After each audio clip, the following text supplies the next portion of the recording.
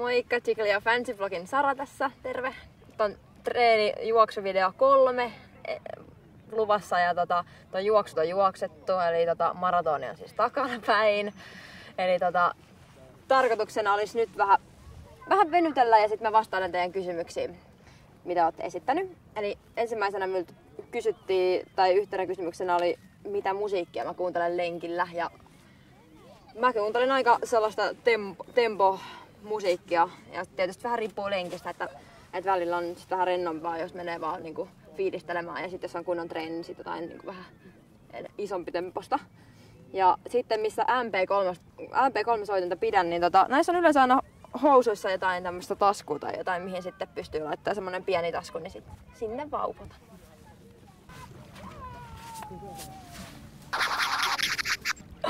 Joo. Eli Jaakko oli kysellyt multa, että minkä takia juoksukunto ei kohoa ja että miten jaksaisi juosta 10-15 kilometrin lenkkejä silleen, että jaksaa juosta kokonaan. No, varmaan oikeasti suurin moka on lähteä juoksemaan liian kovaa, eli ihan rohkeasti vaan, juokset ihan rennosti vaan ja kävelet välillä, jos se tuntuu siltä ja sitten taas juokset, kun jaksat. Ja tosiaan ikinä ei saisi lähteä ilman nesteytystä sinne juoksemaan, eli muista aina juua ennen lenkkiä ja syyä hyvin, niin jaksaa myös silloin. Ja sitten kanssa normaali saliharjoittelu siihen juoksun rinnalle, eli ei pelkkää lenkkeilyä niin varmasti. Ja tosiaan näillä keinoilla se pikkuhiljaa kuitenkin sitten alkaa se kunto siitä kasvamaan lisää. No niin. Okei, sitten yksi lukija oli kysellyt, että minkä takia säären etuosaa tai sitten rintaa pistää joskus. Ja tää on tosiaan tuossa säären etuosassa, se johtuu penikoista, eli se kipu voi olla, sulla on vääränlaiset kengät, sulla on askel väärä tai just asfalttipintana, eli silloin kannattaa just kokeilla jotain pururataa tai jotain hiekkaa tai tällaista.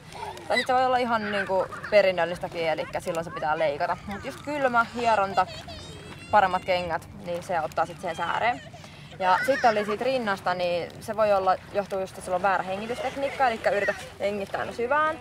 Ja sitten se voi olla myös siitä, että sulla on ruokailusta liian vähän aikaa. Eli silloin muistat pitää sen 1-2 ennen kuin lähdet lenkille. Ja siihen auttaa just se, että voit vaikka ihan pistää sitten siihen kipukohtaa tai hieroa sitä, niin se auttaa kyllä.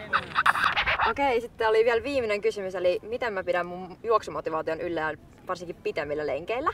Ja tosiaan mä juoksen eri ympäristöissä, mä juoksen eri nopeuksilla, välillä kovaa, välillä hiljaa.